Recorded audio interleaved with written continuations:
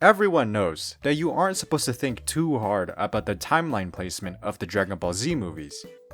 They are not canon. And it's kind of like if you totaled in charity events or playing basketball against your kid into an NBA player's career.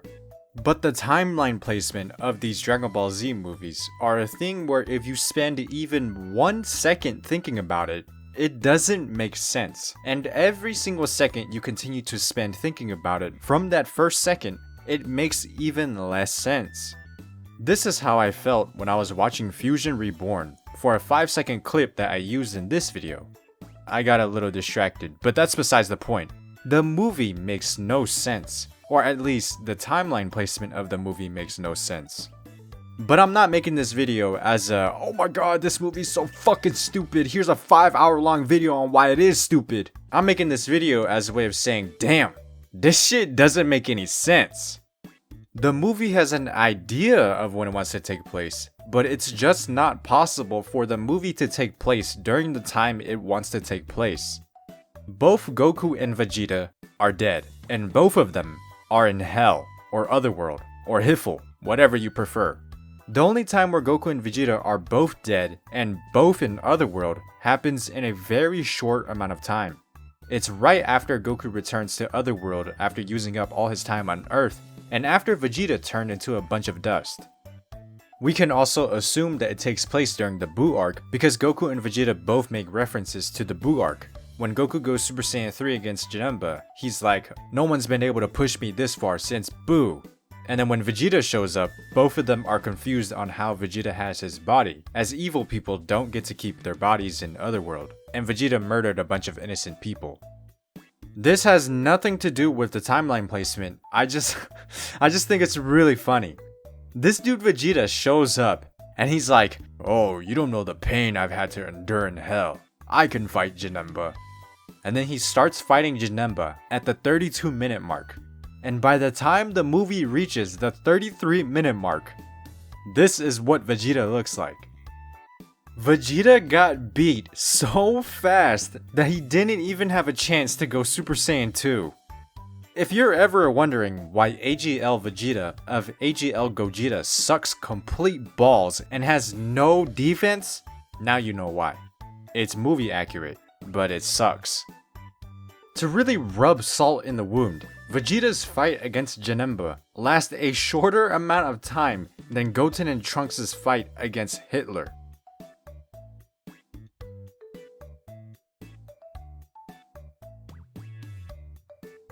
So this movie takes place during the Buu arc when both Goku and Vegeta are dead, before they return to Earth and before they fuse into Vegeto.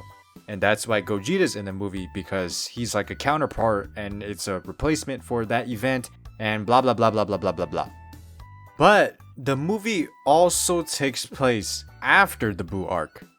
Daizenshu 7 states that the world tournament in the Buu arc takes place on May 7th. Gohan trains with the Z-Sword for about a day, and then on that very same day, Kid Buu is killed and everyone is wished back to life. In Fusion Reborn, Videl's watch says May 16th.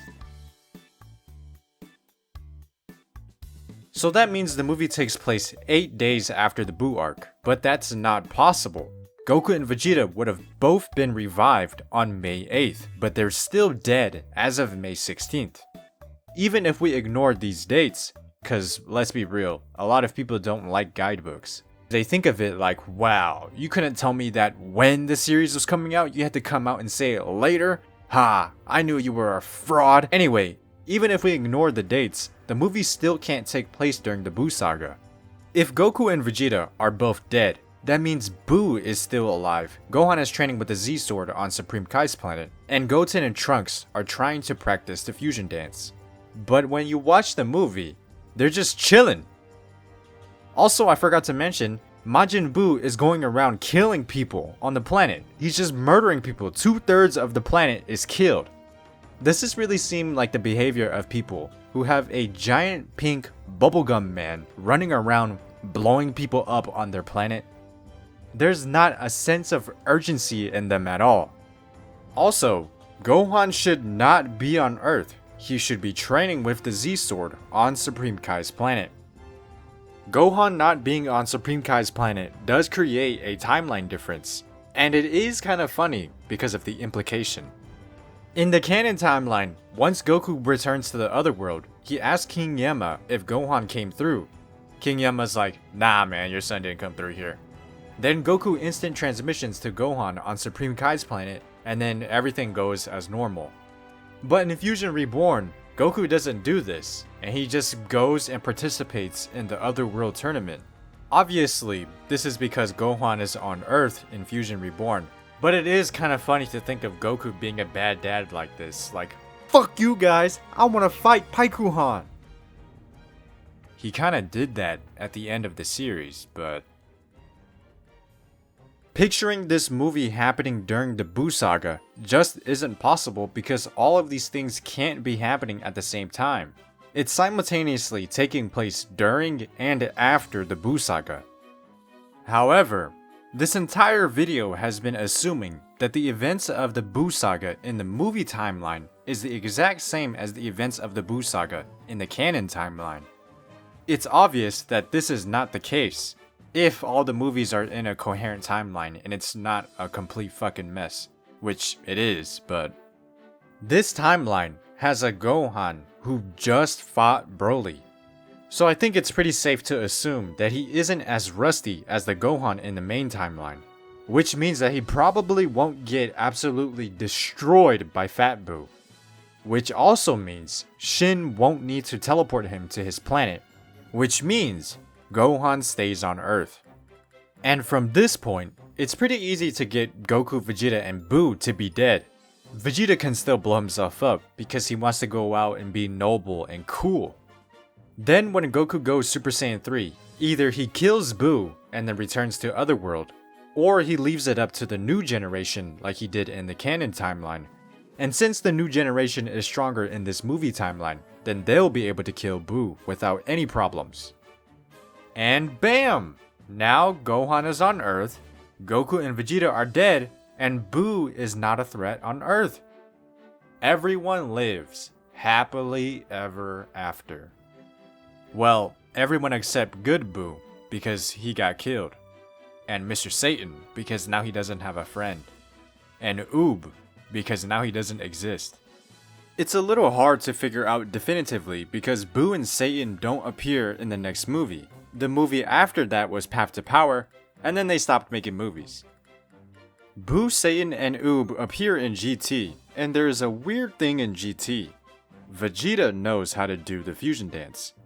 Either Vegeta practiced the fusion dance off screen, or he remembers it from when they fused into Gogeta in Fusion Reborn. If Fusion Reborn really is canon to GT, then that creates a whole lot of more problems. But who really cares? Does it really matter that these things don't fit into the quote-unquote canon? Nah! That's why we have Super Saiyan Blue Kaioken and Red Super Saiyan 4. This shit is cool as hell, bro. They need to put that shit in everything. But I guess fitting into the canon does matter, because what if they go with what Torishima said and they just started making spin-offs of every single character? And then you have somebody who doesn't really like this character writing for this character. So instead of a continuation of Dragon Ball Super, we have to watch a spin-off where Bulma is completely out of character and then, I don't know, doing crack. How's that supposed to fit into canon? But that probably won't happen. Red Super Saiyan 4, put that in everything! Put that in the manga? Actually, that probably won't be possible. But yeah, you get the point. That's it. Bye.